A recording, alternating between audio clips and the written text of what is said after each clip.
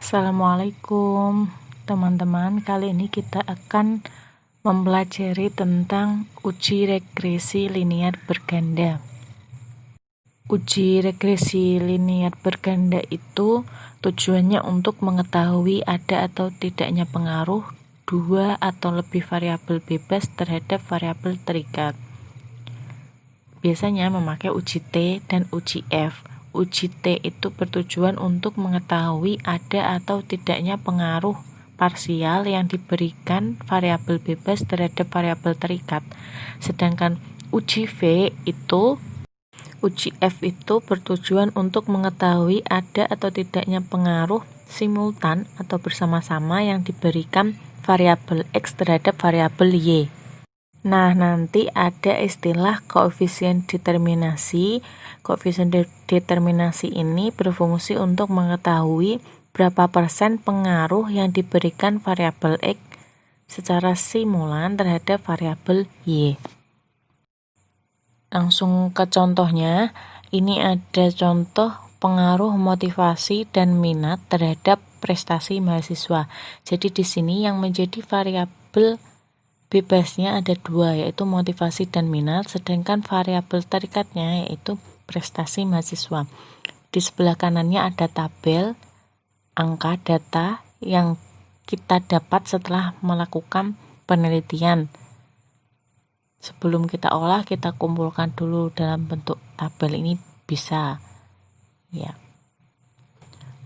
Lalu rumusan hipotesisnya yang pertama, H1 sama dengan terdapat pengaruh motivasi X1. Motivasi itu X1 ya, motivasi X1 minat X2, prestasi itu Y. Di sini saya ulangi rumusan hipotesisnya. H1 sama dengan terdapat pengaruh motivasi X1, motivasi terhadap prestasi. H2-nya terdapat pengaruh minat terhadap prestasi. H3-nya terdapat pengaruh motivasi dan minat secara simultan terhadap prestasi.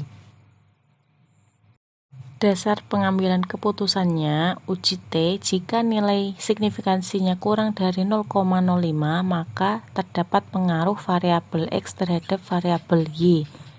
Kebalikannya, jika nilai signifikansinya lebih dari 0,05, maka tidak terdapat pengaruh variabel X terhadap variabel Y. Untuk uji F, jika nilai signifikansinya kurang dari 0,05, maka terdapat pengaruh variabel X secara simultan terhadap variabel Y.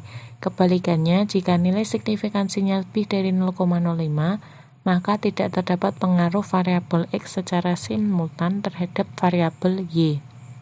Kita langsung ke SPSS-nya. Di sini ada motivasi sebagai X1, lalu minat sebagai X2, dan hasil belajar Y. Nah, ini data yang kita dapat. Lalu kita ke aplikasi SPSS-nya.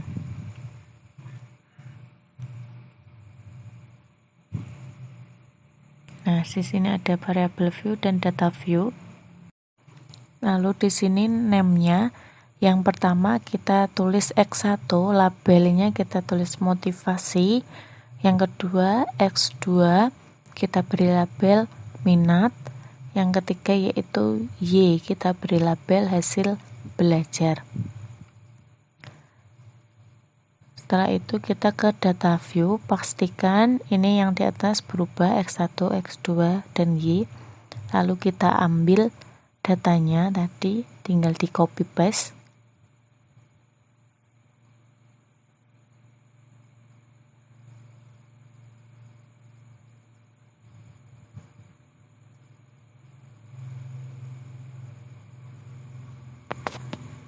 Kalau sudah, kita copy paste di sini.